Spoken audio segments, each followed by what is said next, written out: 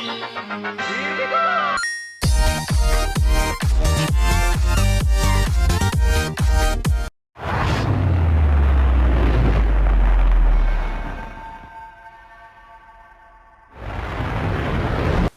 so what is up everybody, it's Moonbase12 right back at you guys with a brand new video, and as you guys can tell, season's over. Philadelphia lost to the Redskins. I think it was 38-24, something like that. We can see the background have some of the highlights, or should I say lowlights, of the game, because the Eagles really did not play good. So let's just get right into it. First off, we have one pro in this whole entire game, and that's because we stopped the run of the Redskins. I think we only held them to 65 yards.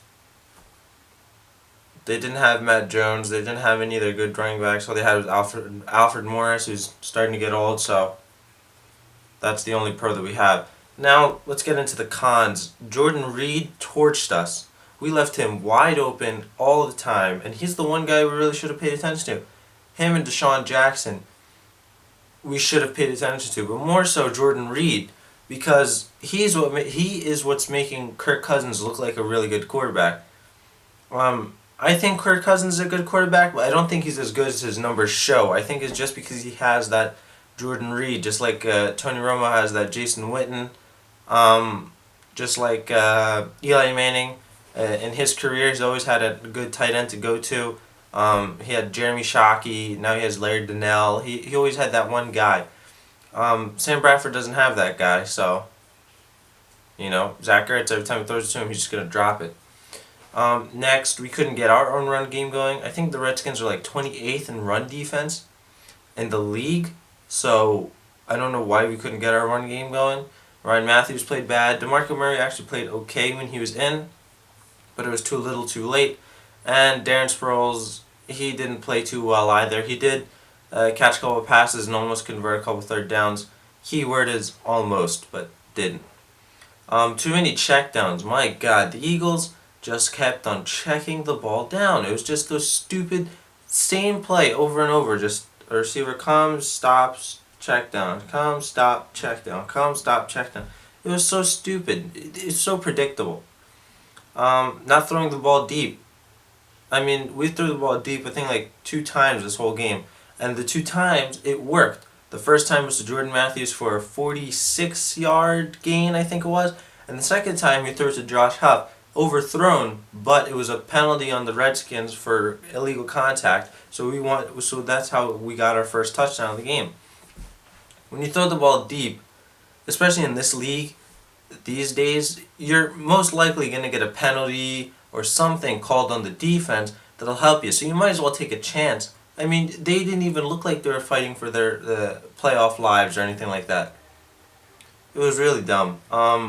Drops. Just drops.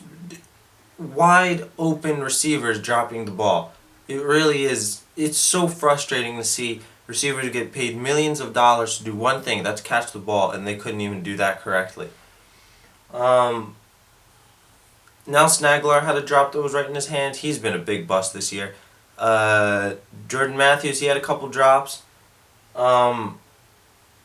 What's his name? Zach Ertz had a fumble and a couple of drops. Everybody had a drop. Riley Cooper had a big drop. So yeah, terrible game by the receivers, and no protection for Sam Bradford. I mean, half the time the guy gets the ball, he's either evading the rush or getting sacked. This offensive line really does need to be revamped. Everyone on that line is old and crusty, except for Lane Johnson, who we drafted in, I think, 2012 or something like that. Jason Peters, I love the guy. He's a great Eagles player. He made the Pro Bowl for the 8th time this year. Future Hall of Famer, but, I mean, come on, man. I think he's like 38 or something like that. So that's way too old to be on an offensive line. We need to go out and draft offensive linemen, pick up offensive linemen, because we can't keep going on with this group. Now, alright, let me turn down the volume here on the TV because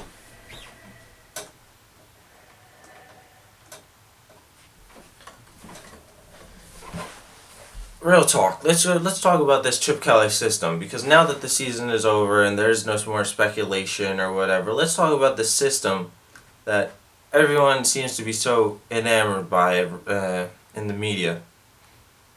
I don't think it's a good system at all. Every single player who's versed us always said that the system is not that complicated to learn or to study. It's just the tempo that throws you off. This system is based off of mistakes that the defense could make. It's all based on the possibility. So the point is, you run a couple plays and then you go fast, fast, fast, and if those plays, a big if those plays get a first down, and you go fast, then you might catch the defense off guard. You see the words I'm saying? Might, if. It's all based on the possibility. Nothing is certain in this offense. That's why we've seen such inconsistency. Because against some teams, you'll catch them on a mistake, like we did on some of the plays we versed Arizona. But then other teams, they won't make mistakes like that. I've never seen a system that is so 50-50. Alright, it could go this way, it could go that way. And then they run the same plays over and over. Now, I don't know if maybe Chip Kelly's running a simplified offense because Sam Bradford still needs time to understand it. But we've seen this with Nick Foles, we've seen this with Mike Vick, we've seen this with, I think those were the only quarterbacks who played under Chip Kelly. And Mark Sanchez. We've seen these quarterbacks, and they just keep running the same plays over and over. And I don't know, I think if he wants to have success in the NFL, because his first 2 years, I feel like he just caught everybody off guard. His second year, he was beginning to get snuffed out by the league, and then this year, he got completely exposed. So if you want to be successful in the NFL, it's about changing every year, not staying the same. Because if you stay the same, then you're going to be predictable, and every team that versus you knows exactly what you're going to do. So I think next year, because obviously Chip's not going because Jeffrey Lurie is too much of a baby to even stand up to any coaches or anything and to make the big decisions. I mean, he's stuck with Reed for like 15 years.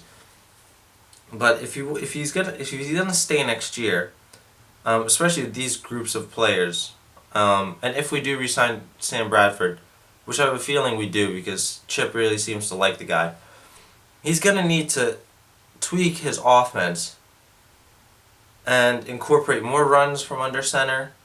He needs to incorporate more passing plays. Enough with these stupid crossing routes over and over and over. We need to throw the ball deep. We really do. And the problem is now, the talent is not there anymore. Chip Kelly, when he first inherited this team, we went 10-6 and went to the playoffs. And that's not because of him, that's because of the players. And the players we had were playmakers. They made defenses scared. They made defenses have to game plan for one guy. We had LaShawn McCoy and Deshaun Jackson on the same team. And if Chip would have kept Jackson, the next year we would have had Jackson, Macklin, and McCoy all in the same field. All running that same up-tempo offense. He got rid of those guys and replaced them with nothing. I mean, do you really expect Josh Huff to replace Deshaun Jackson? Do you expect Nelson Aguilar to replace Jeremy Macklin? No. You just can't realistically expect that. But we have to because he got rid of everybody. LaShawn McCoy, so far nobody is even close to getting 1,000 yards in the Eagles. I think everyone's hovering around 600. And you got rid of a guy who rushed for 1,300 yards last year. And 1,600 yards the year before, and I think he got 1,000 yards this year. So you cut a guy who got 3 1,000-yard seasons, and you traded him for Kiko Alonso, a guy who can't even cover correctly. I mean, come on, this is ridiculous. It really is.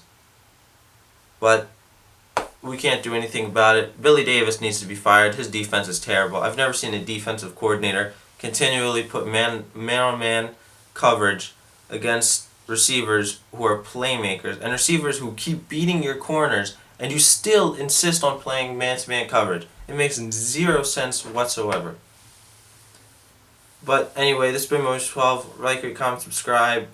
Catch you guys next week. Check out my Facebook page for some copyrighted videos or whatever. And I'm out. Peace.